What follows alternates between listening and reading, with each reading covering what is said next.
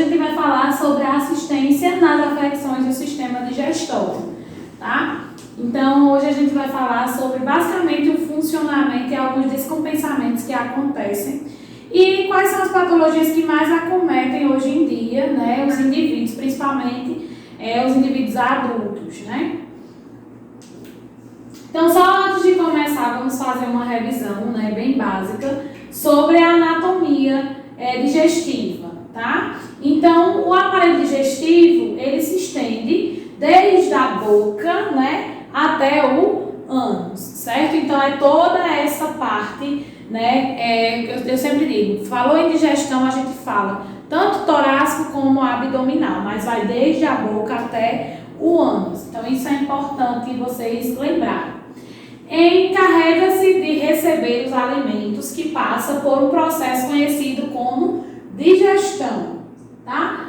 Absorver esses nutrientes para que a corrente sanguínea, né, elimine para que a corrente sanguínea absorva e o restante seja eliminado através aí do reto, né, que são os resíduos que não necessitam, que o nosso organismo não necessita, tá? Então, o trato gástrico é composto pela boca, garganta, esôfago, estômago, intestino delgado, intestino grosso, reto e pelo ânus, tá? Eu sempre gosto. Intestino delgado é o mais bonitinho aqui, todo entrançadinho, e intestino grosso, tá?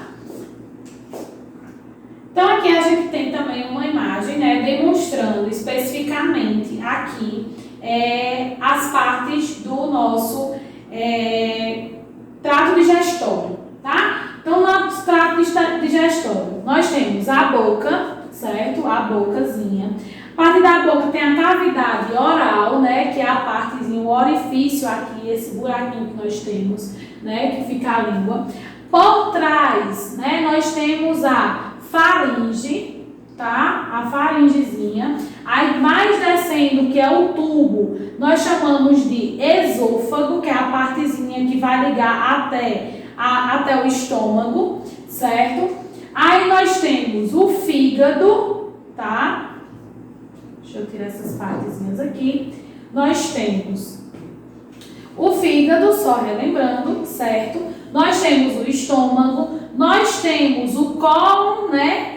O cólonzinho aqui, tá? Nós temos, para eu não esquecer de nada, abaixo,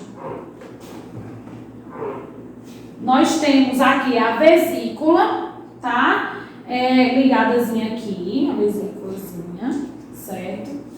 Tudo bonitinho aqui, deixar bonitinho. E aí nós ainda temos a questão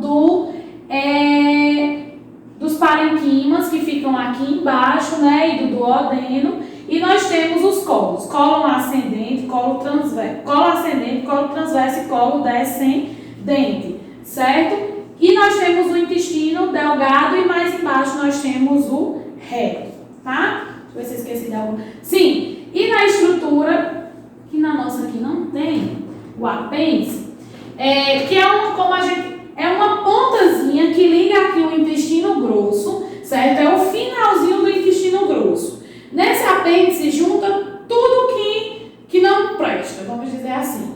E aí esse apêndice, professor, ele tem alguma função? Não. Só tem a função de estourar e provocar uma infecção. Mas a não ser, ele não tem. Ele é como se fosse a lixeira do nosso intestino, tá? Então ele fica juntando todos os resíduos.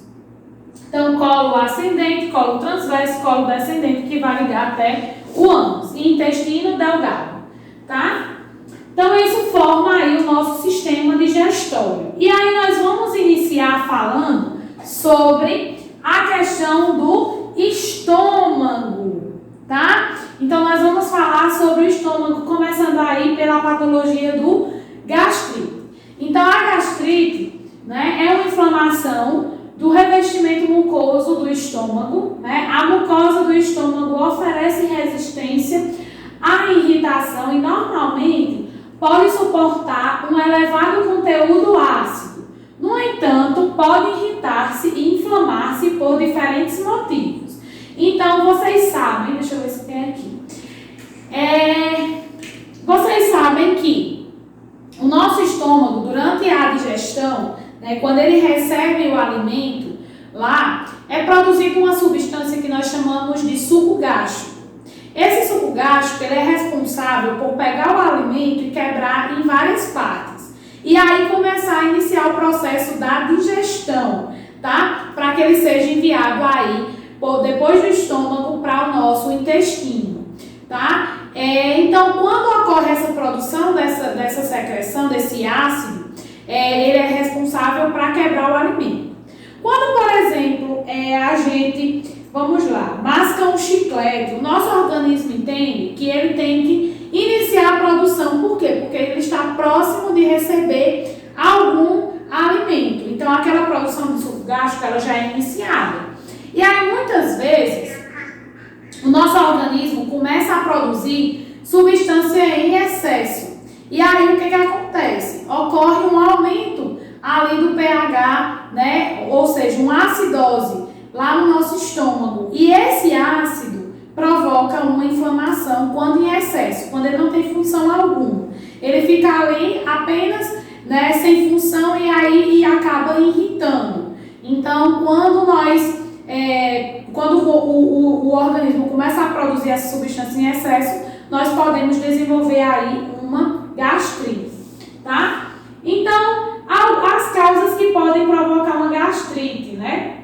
É a ingestão de quantidades excessivas de alimento, porque também o nosso organismo vai entender que ele precisa produzir uma quantidade, né, satisfatória de suco gástrico e aí acaba produzindo sempre em excesso. Então, ele é como se ele acostumasse. Se eu estou comendo em excesso, ele vai saber que a produção tem que dobrar. E aí, quando eu comer em pequenas quantidades, vai acarretar em quê? Uma produção a mais do que a esperada. Ou seja, eu como menos, mas o nosso corpo vai continuar produzindo aquela quantidade excessiva. Porque ele vai entender que a produção dele tem que dobrar e vai ter que ficar dobrada, né, até que se prova o contrário, tá? Rápida mastigação, né? Ingestão de alimentos condimentados, ácidos, corrosivos, contaminados, com temperaturas extremas, álcool, entre outras, certo? Então, tudo isso pode provocar uma irritação gástrica. Refluxo biliar também pode estar provocando aí uma gastrite. O uso de certas drogas, como a aspirina, drogas inflamatórias, tá?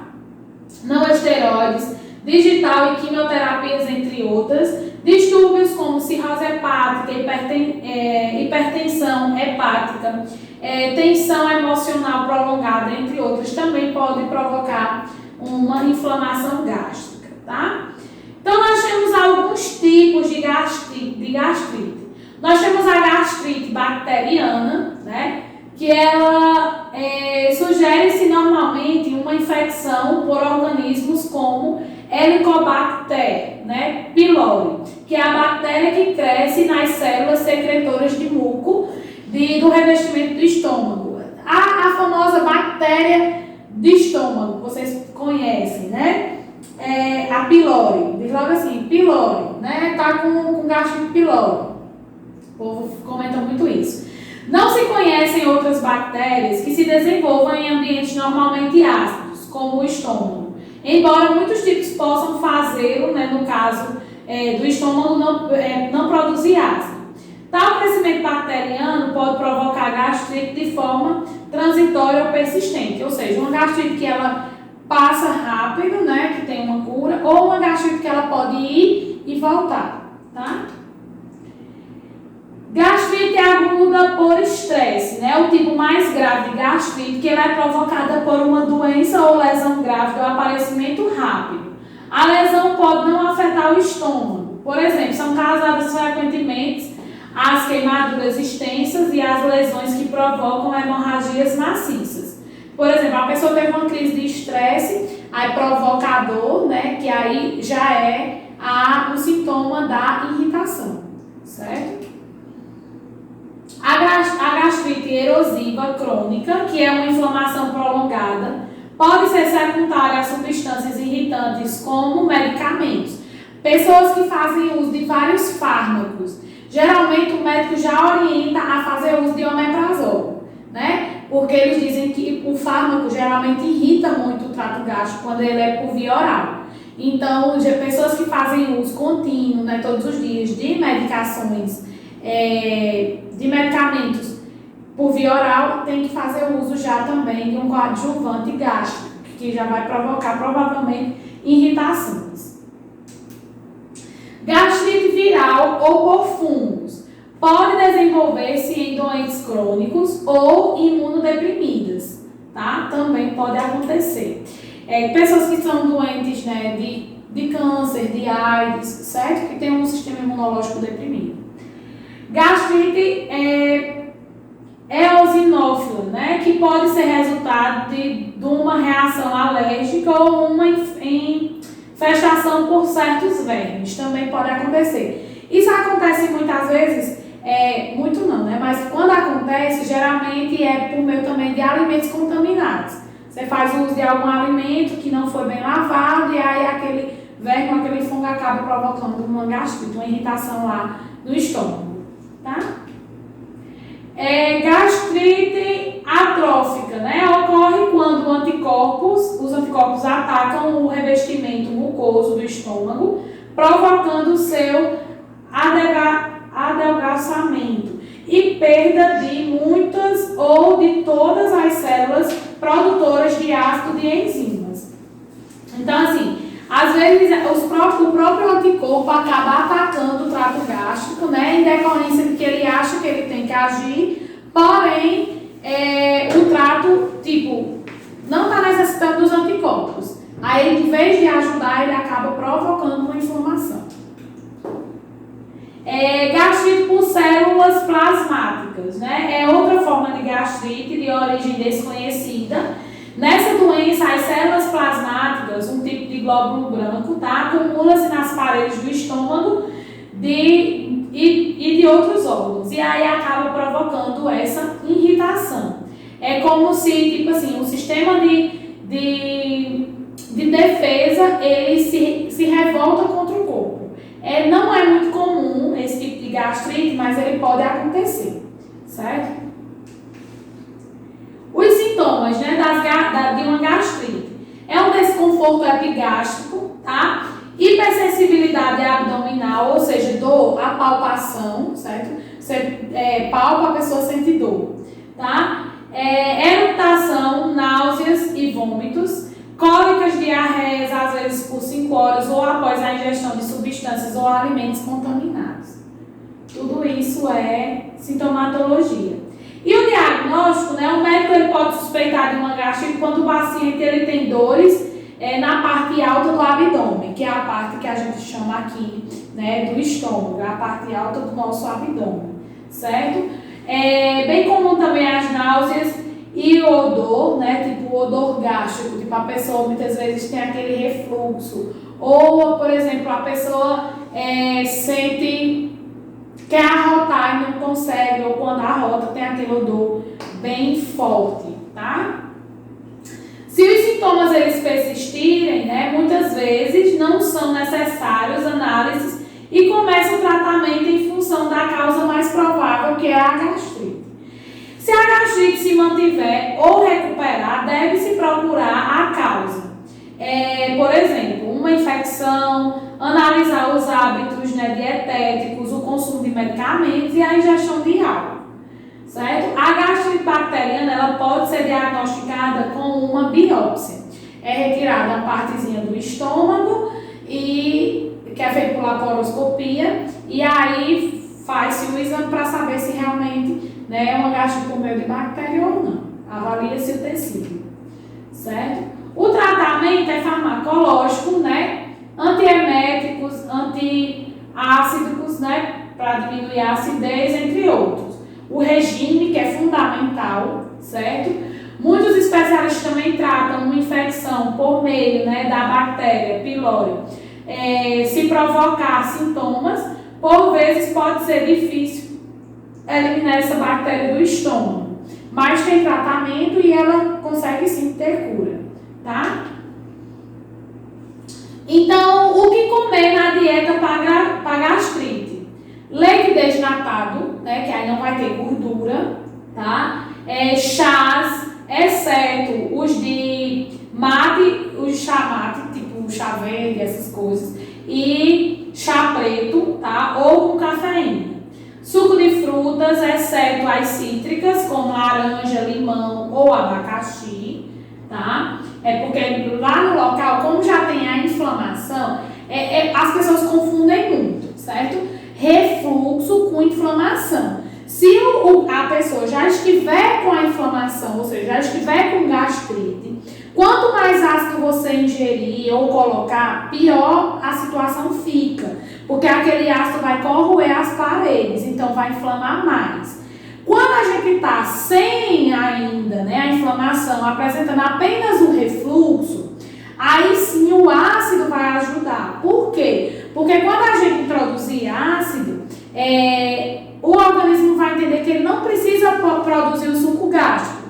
Aí vai diminuir a acidez, certo? Então, seria benéfico, tá? A ingestão de coisas, por exemplo, como suco de limão, enfim. Mas quando ocorre a inflamação, né, deixa de ser só o refluxo, aí a ingestão de ácido vai diminuir a produção. No entanto, o ácido que a gente ingerir vai corroer as paredes que já estão inflamadas, ou seja, vai piorar a inflamação, vai inflamar mais ainda aquelas paredes estomacais, certo? Do estômago. Pão sem miolo, evitando sempre, né, o pão de farinha branca, como o pão francês.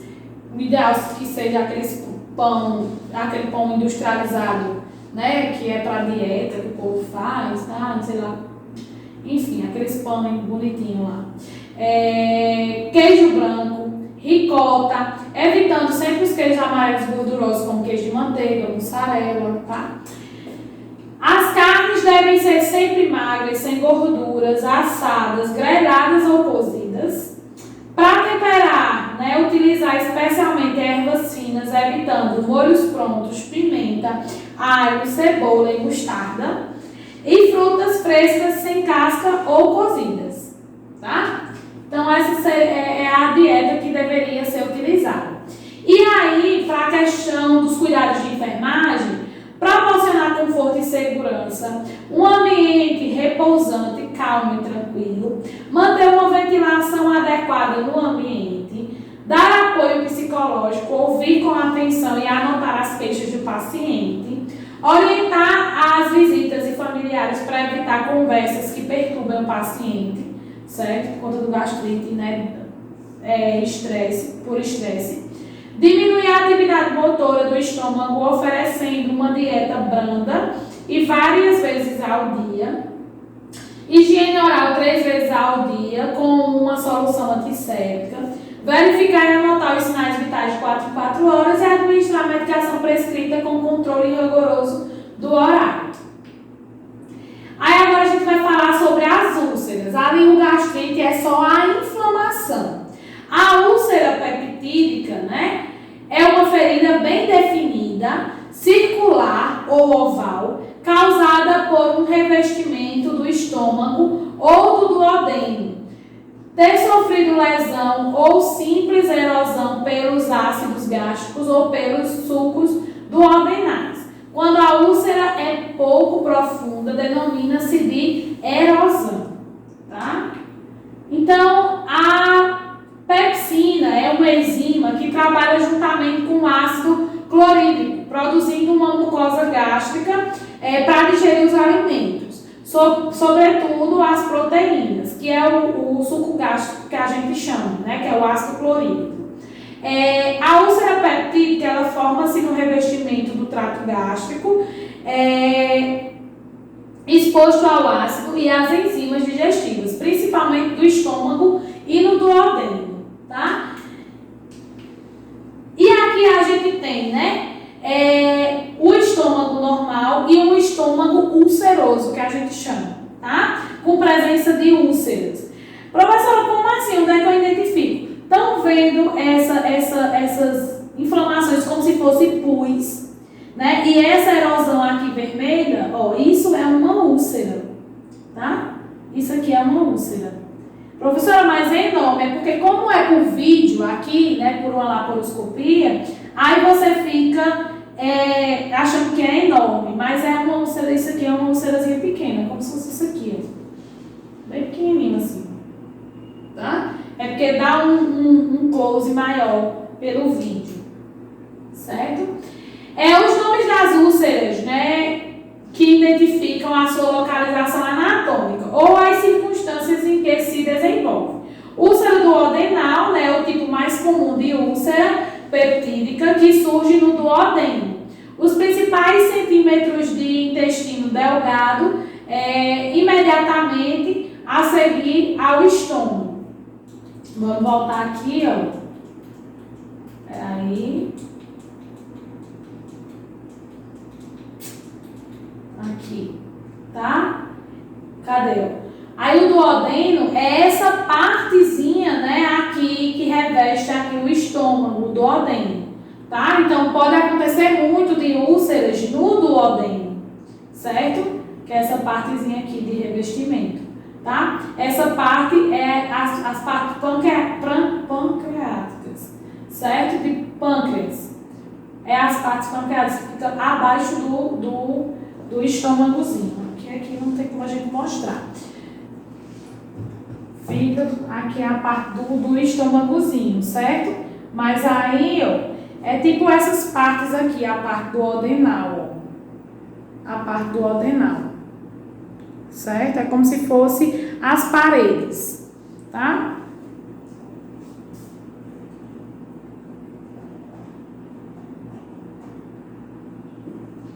Certo? Vamos lá. Sim, deixa eu pular. E aí, ocorre basicamente nessas partes, né, do revestimento, como eu falei para vocês, as úlceras, certo? Aí a localização vai ser de acordo, né, duodenal, os primeiros centímetros. As úlceras gástricas são as que menos frequentemente e normalmente situam-se na parte alta da curvatura do estômago, como a imagem mostra aqui, ó. Aqui, ó. Não é assim. Na curvatura alta do estômago, nessa imagem aqui, ó. Raramente fica na curvatura alta do estômago ou próximo aqui, ó. Raramente. Mas aí, quando elas acontecem, chamamos de úlceras gástricas, né? A repetida regurgitação de ácido precocemente do estômago para o segmento inferior do esôfago pode provocar inflamação, que a gente chama, quando ocorre a inflamação do esôfago, aí nós chamamos de esofagite, certo? E úlceras esofágicas, que vão ser úlceras também lá no esôfago, tá? As úlceras que apresentam como consequência do estresse derivado de uma doença grave, né, de queimaduras ou traumatismos, denomina-se úlceras de estresse, normal, tá? Então essas são as úlceras mais comuns: úlcera duodenal, úlcera gástrica, que é na parte mais alta do estômago, úlcera esofágica, que é a úlcera do esôfago, certo? E úlceras de estresse, que são úlceras provocadas ou por patologias ou por meio de estresse mesmo, tá? Aqui, ó, aqui é uma úlcerazinha, né? Uma úlcera no duodeno, tá? Úlcera duodenal, né? Que é no duodeno, na partezinha, na pontazinha aqui, ó. Úlcera no duodeno, certo?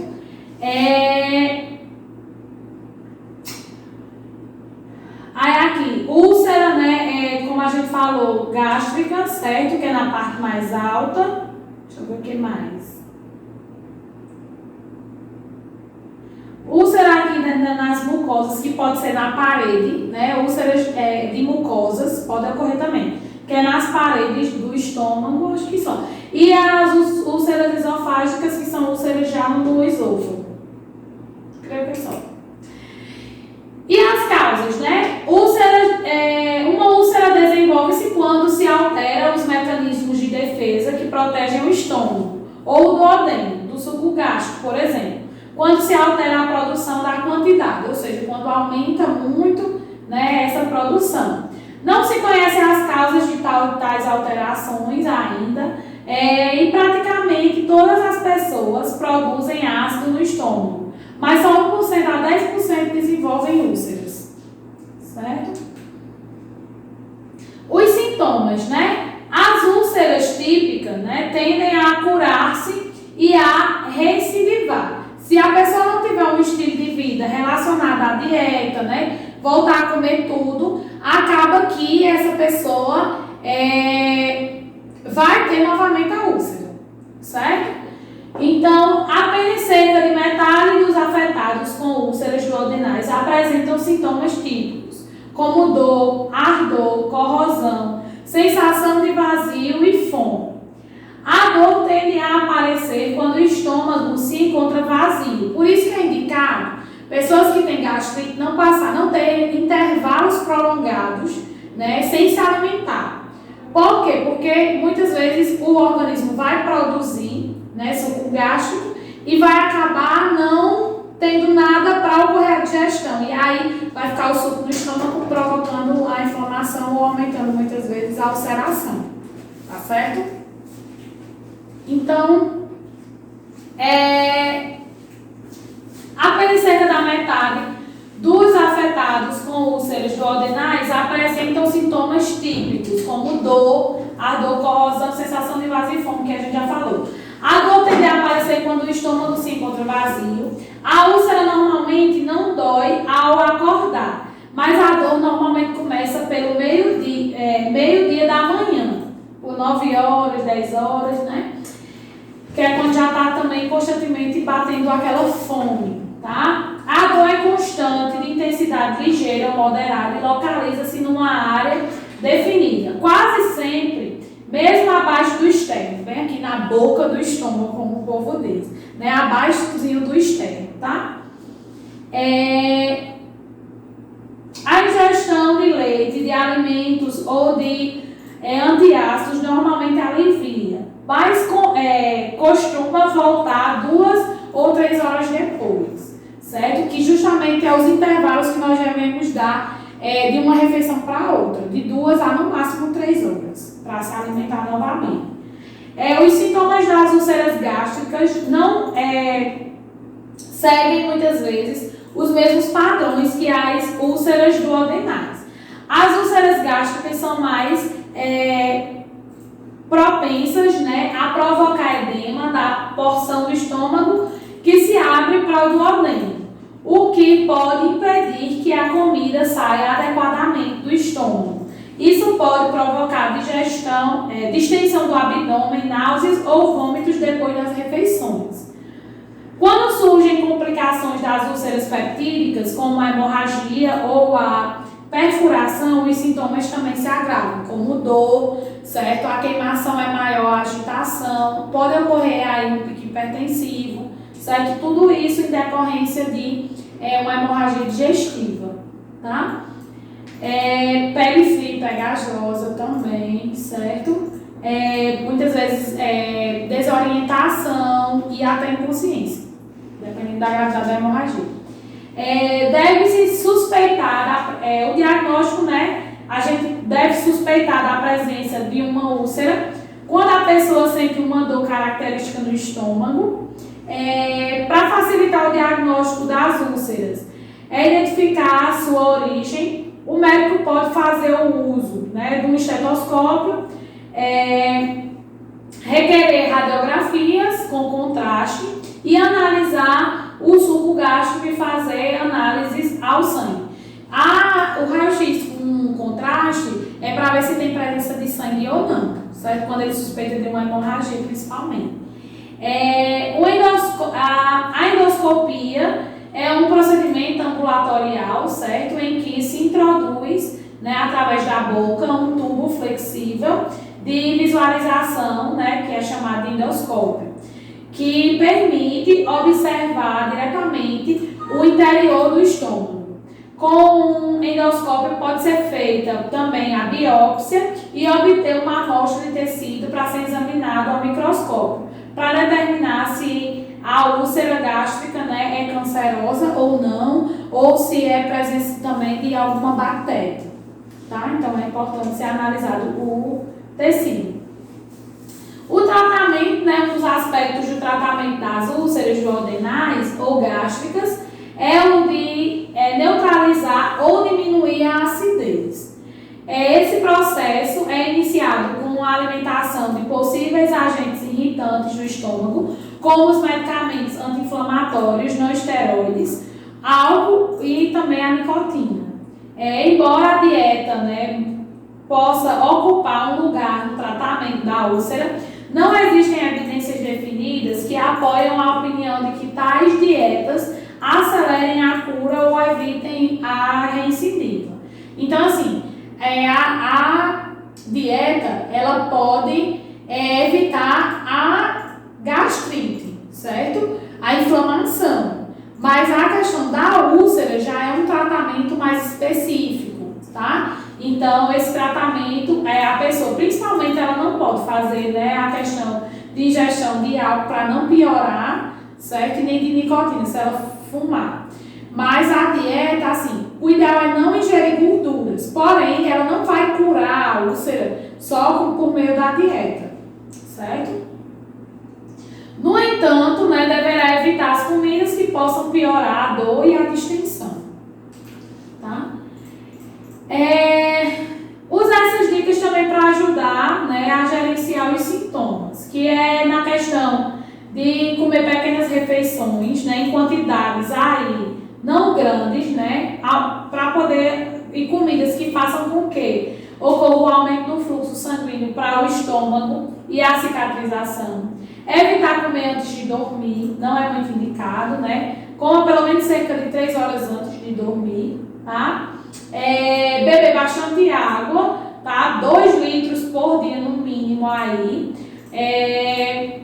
Também quando os sintomas aparecerem, o ideal é também ingerir água para tentar aliviar. Ao contrário do leite, o álcool e a cafeína, né, não vai aumentar a produção de ácido no estômago ou causar queimação, certo? Então, o leite pode ser ingerido normalmente pelo paciente. Redução do estresse, óbvio, para poder evitar também que piore a situação, tá? Contribuindo aí para pioras no quadro digestivo, caso a pessoa venha ter. Parar de fumar também, que é o mais indicado, né? Que essa prática faz com que a mucosa gástrica ela aumente a taxa de recorrência de úlceras e também torna mais provável que desenvolva infecções. E alimentos que ajudam a superar o gastrite, né? A alimentação adequada pode auxiliar na busca para uma saúde melhor. Eles são naturais e livres de conservantes, né? Claro, não usar nenhum alimento com conservantes, porque piora a gastrite. Açúcares adicionais também, agentes tóxicos, entre outros maléficos presentes em alimentos industrializados. Então, assim, o ideal era não utilizar alimentos industrializados, certo? Para evitar aí, ou para pelo menos não piorar o gastrite, caso ele já esteja presente. Proporcionar conforto, sim, aí os cuidados de enfermagem, né? Proporcionar conforto e segurança em um ambiente repousante, calmo e tranquilo para o paciente. Manter uma ventilação adequada no ambiente. Dar apoio psicológico. Ouvir com atenção e anotar as queixas do paciente. Orientar as visitas e familiares para evitar, né, conversas que perturbem o paciente. Diminuir a atividade motora do estômago, oferecendo uma dieta branda e várias vezes ao dia. Higiene oral, 3 vezes ao dia, com solução antisséptica, como a gente já falou, e verificar e anotar os sinais vitais de 4 em 4 horas e administrar as medicações prescritas de forma rigorosa e no horário orientado, certo? E aí a gente vai entrar na questão das hemorragias digestivas. Como a gente já falou, né, as úlceras elas podem acabar desencadeando para uma hemorragia digestiva, tá? Então, as hemorragias digestivas, né? É a perda de sangue maciço e rápida devido a algum trauma. A maioria das causas relacionam-se às afecções que podem ser curadas ou controladas. Podem não ser graves, mas é importante localizar a fonte do sangramento. que pode ser preveniente de qualquer área do trato gástrico, tá? Então, aqui, ó, a gente observa aqui o acúmulo, dá para vocês verem no slide, certo? Justamente de sangue, né? Com pouca quantidade, mas já tem presença de hemorragias, certo? Então, o estômago é um ponto mais frequente de hemorragia causada por úlceras. O álcool e medicamentos, né, contendo ácidos acetilsalicílicos, podem desenvolver a úlcera gástrica, que ao aumentar de volume faz uma erosão em um vaso, levando aí à hemorragia. E pessoas que sofrem queimaduras, traumatismos cranianos, ou ainda, né, aqueles que são submetidos a cirurgias extensas, podem desenvolver úlceras de estresse. Isso acontece devido ao aumento da produção do suco gástrico, né, alterando aí as paredes do estômago. No trato digestivo baixo, né, o intestino grosso e o reto são locais frequentes de hemorragia também, de sangue vivo. A causa mais comum são as hemorroidas, fissuras anais, inflamações, infecções e tumores também, ou pólipos, né, que podem também ser fatores causadores de hemorragias no trato intestinal. E a hemorragia pode ainda ser proveniente de tumores benignos ou também de câncer, tá? As manifestações clínicas, né? Dor epigástrica, náuseas, vômito, febre também pode aparecer, ascite, que é justamente a barriga d'água, né? Acúmulo de secreção no abdômen, hematemese, que é vômito com sangramento, podendo ser vermelho, brilhante ou também cor de borra de café. Quando a hemoglobina sofreu alteração no estômago, geralmente, que ela sai com borra de café, com a coloração de borra de café. E melena, que é as fezes com presença de sangue, tá? Pode acontecer também. Não raro, o sangramento digestivo alto também expressa-se através de enterorragia, que é o sangramento vivo também pelo ânus, sem presença no caso de fezes, ou muitas vezes também misturado com as fezes, tá? Relacionado diretamente com a perda de sangue, destacam-se taquicardia, dispneia, hipotensão, pele fria e até o choque hipovolêmico, dependendo da quantidade da hemorragia, é claro, certo? O diagnóstico. O objetivo do diagnóstico é identificar e estancar com rapidez o sangramento. Geralmente é realizado pelo exame de endoscopia. A hemorragia do sistema digestivo é um sinal de problema digestivo e não de uma doença em si, tá? Pode ser só apenas um descompensamento gástrico. Endoscopia é um método de escolha para avaliação do trato digestivo superior e permite determinar a presença de sangramento ativo ou recorrente. A assistência clínica aí, né, no paciente desse, se for o caso de cirurgia, é indicado nos casos, né, quando a hemorragia está grave e responde a medidas rápidas de reposição hipovolêmica, ou seja, da infusão de soluções fisiológicas ou fisiológico de ringue, tá? Principalmente ringue, né, para repor aí o que está perdendo na hemorragia. E é importante que a equipe de enfermagem avalie a quantidade de perda de sangue nas fezes e através dos vômitos e realizem a lavagem gástrica com solução fisiológica gelada, objetivando aí a homeostasia. Como é que ocorre essa lavagem, professora? É passada uma sonda pelo nariz do paciente, que vai até o estômago, e a partir daí, né, é colocado um equipo na sonda e conectado no soro fisiológico. E aí vai introduzir todo o soro. Depois passa-se a sonda novamente para drenar aquele soro. E aí aquela solução toda que entrou vai sair, certo? É feita a lavagem dessa forma. Administrar os equipamentos, né, prescritos e monitorizar os sinais vitais desse paciente, que ele pode ter um rebaixamento também a qualquer momento, dependendo da hemorragia, da intensidade da hemorragia, tá? E a gente ainda tem, né, uma pancreatite, que, como eu disse para vocês, a pancreatite é definida como uma inflamação aguda do pâncreas, certo? O pâncreas é um dos órgãos acessórios do sistema gástrico, né, que encontra-se situado, né, no abdômen, por trás do estômago, né, o duodeno. A gente tem aqui. Ó, que é essa porção aqui por trás do estômago, certo? Essa partezinha aqui, tá? Vamos botar os órgãos aqui. Deixa eu ver. E ele é responsável pela produção do suco pancreático, que ajuda também na digestão e na produção de hormônios como insulina e glucagon, tá?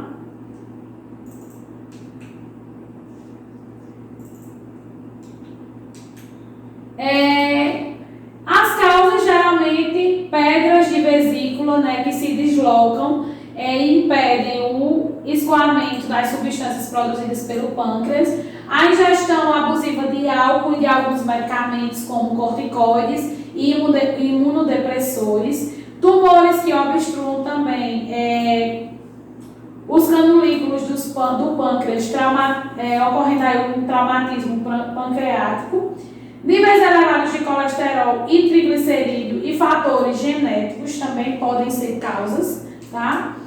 Manifestações clínicas que podem apresentar. Primeiramente, podemos destacar a dor severa que se inicia subitamente na região epigástrica, após o excesso da ingestão de alimentos ou de bebida alcoólica.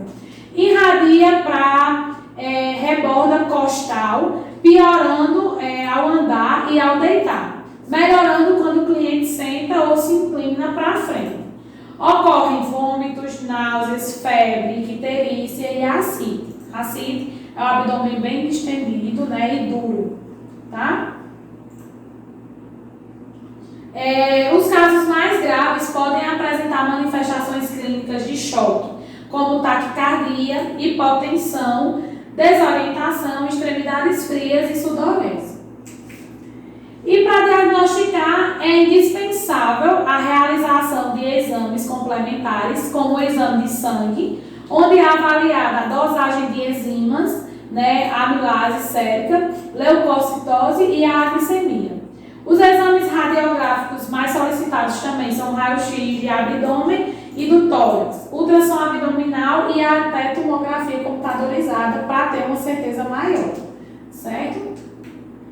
No tratamento, né, o tratamento inicial da pancreatite é basicamente clínico, que o paciente sentir, né, a sintomatologia trata os sintomas, certo? É indicada a manutenção do jejum para inibir a estimulação e secreção de enzimas pancreáticas. A sonda nasogástrica aberta objetiva avaliar as náuseas e os vômitos. Medicamentos como analgésicos, antibióticos e antiácidos são administrados conforme a prescrição médica. E deve ser administrada insulina, né, caso seja preciso, devido à secreção, no caso da insulina está prejudicada, aí é realizada insulina para que o corpo não tenha um déficit. E o tratamento cirúrgico consiste em remover total ou parcialmente o pâncreas.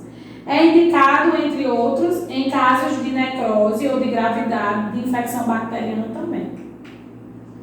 E a equipe de enfermagem, né, a manifestação mais visível é através das fezes que se apresentam esbranquiçadas, fétidas e volumosas. Então, a assistência clínica de enfermagem é administrar analgésicos conforme a prescrição médica para o alívio da dor, explicar a finalidade e a importância do jejum, manter a hidratação hídrica e de eletrólitos, prevenindo a desidratação decorrente de vômito e diarreia, manter aberta a pérvia e a sonda nasogástrica, realizar a higiene oral mantendo os lábios umidificados, orientar a necessidade do repouso no leito, medir a circunferência abdominal, certo? Atentando para alterações, pesar diariamente, monitorar os sinais vitais, controlar a glicemia capilar, realizar balanço hídrico, encaminhar o cliente a um grupo de apoio de alcoólicos anônimos ou autocuidado para diabetes mellitus e orientar a autoaplicação da insulina quando indicado, certo? E aí a gente vai falar agora, né, de estomatite, né? Estomatite, ela é bem comum, porém as pessoas nem sabem que tem a estomatite, certo? Por quê? É um processo inflamatório comum que pode ocorrer isoladamente ou como parte de uma doença sistêmica de mucosa oral, podendo afetá-la totalmente ou parte. Ou seja, a famosa, quando o povo diz assim, estourou a boca, ou então eu estou com sapinha, certo? É muito comum. A estomatite herpética, né? Herpética é causada pela herpes viral. Então, é um vírus da herpes. Geralmente, isso acontece muito quando a pessoa tem estresse, ou quando a pessoa, tipo assim, tá com realmente a produção muito excessiva do suco, tá tendo muito refluxo, tá? E as estomatites, né, que nós chamamos a estomatite aftosa, ou seja, as famosas aftas, certo? Que são as sapinhas, mais conhecidas popularmente. Causa desconhecida e pode estar associada ao estresse, à fadiga, à ansiedade, a estados, né, febris, exposição excessiva ao sol e deficiência de vitaminas também, certo? Os sinais e sintomas, né, dessa estomatite é justamente queimor, né, tumefação, halitose, sensação de ardência, dor durante a alimentação, que a gente chama de disfagia, gengivas sensíveis e com sangramento e até febre, dependendo do tamanho da inflamação, certo? O diagnóstico é a anamnese, o exame físico, né? Tem um exame laboratorial que é o esfregaço do exudato, diretamente na ferida, só para diagnosticar que realmente por meio da herpes viral. O tratamento, né, são com drogas tranquilizantes, dietas leves e pastosas, dependendo da herpes, se for viral, né, ou muitas vezes, sei lá, bacteriana, pode usar antibióticos. Se for viral, antifungicidas, também corticoides tópicos ou bochechões. O mais utilizado é o aciclovir, né, que é para herpes viral. O aciclovir é muito indicado, quando estoura por fora da boca principalmente. E a sensação é um ardorzinho inicial e depois a produção das bolhazinhas, depois as bolhas estouram. E se você não tomar a medicação, aí geralmente a produção começa a aumentar das bolhazinhas, principalmente na boca, certo? Nessa região externa da boca, tá? Os cuidados de enfermagem, administrar a medicação prescrita, observar o paciente para detectar sinais e sintomas de infecção, oferecer ao paciente dieta livre e pastosa para reduzir a dor, fazer higiene oral para evitar a halitose, anotar os cuidados prestados ao paciente e checar as medicações administradas. Sem contar também, pessoal, que pacientes de UTI, né, que estão há muito tempo, após 20, 30 dias, eles podem apresentar estomatite, certo? É muito comum apresentar, às vezes devido à falta de higiene ou à higiene inadequada que está ocorrendo, certo? Até pacientes também de clínica médica que estão há muito tempo em internamento, às vezes não estão fazendo a higiene adequada e aí acaba tendo um estomatitezinho. E aí a gente tem a esofagite, né, que como eu já falei também, é uma inflamação da mucosa do esôfago, tá? Provocada pela ação de substâncias irritantes. Essas substâncias, como a gente já falou, né, o esôfagozinho, que é o que liga, né, o estômago até a boca, tá? O estômago é a porção do tubo digestivo o esôfago é a porção do tubo digestivo que conecta a garganta, a faringe ao estômago. As paredes do esôfago impulsionam o alimento até o interior do estômago com ondas rítmicas de contração da musculatura, denominada de peristaltismo. Próximo à junção da garganta com o esôfago, existe uma faixa muscular denominada de esfíncter, né, superior, que é justamente aqui em cimazinho, onde começa basicamente o trato, tá? Logo acima da junção do esôfago com o estômago existe uma faixazinha, perdão, a faixazinha aqui, bem aqui, ó, que é como se fosse uma válvula. Aí a válvula abre e fecha, o esfíncterzinho. Quando o estômago está em repouso, esse esfíncter, né, contrai e impede o refluxo, ou seja, quando ele fecha, ele impede que o alimento que entrou no estômago ele volte para justamente o esôfago. Então é como se ele se visse, abre a porta, entra, fecha para que ele não volte, tá? Esse esfíncter contrai e impulsiona o refluxo do alimento até o alimento e do ácido gástrico do estômago para a boca. Durante a deglutição, o esfíncter relaxa e, consequentemente, o alimento pode passar para o interior do estômago. Quando o esfíncter esofágico não está funcionando fisiologicamente bem e há repetidamente retorno de alimentos, né, o suco gástrico do estômago para o esôfago, o mesmo torna-se irritado, inflamado, até mesmo pode provocar úlcera esofágica, como a gente falou. Os fatores: refluxo gástrico, nicotina, alimentos fritos e gordurosos, alimentos e líquidos gelados ou quentes, derivados de cafeína, como chocolate, café, bebidas cítricas e alcoólicas, instalação de sonda gástrica, ingestão de substâncias corrosivas e sonda cáustica. Sinais e sintomas: azia e pirose, né, que é justamente a queimação após as refeições, disfagia, que é a sensação de dificuldade de deglutir, né, devido geralmente ao alargamento do esôfago, odinofagia, que é a dor de regurgitação de refluxo gástrico, e a cialorreia, que é a salivação excessiva devido justamente a esse refluxo. O diagnóstico é a anamnese, né? O raio-x de esôfago com contraste e a endoscopia também para detectar. São os exames mais comuns do trato gástrico. O tratamento e orientação de enfermagem é feito à base, né, de antiácidos com o intuito de diminuir a acidez gástrica e de proteger a mucosa do esôfago. Orientar a dieta e incentivar aí a deambulação para acelerar o processo de digestão. E evitar a alimentação de 2 horas antes de dormir. Tá? E aí a gente encerra mais uma aula, certo?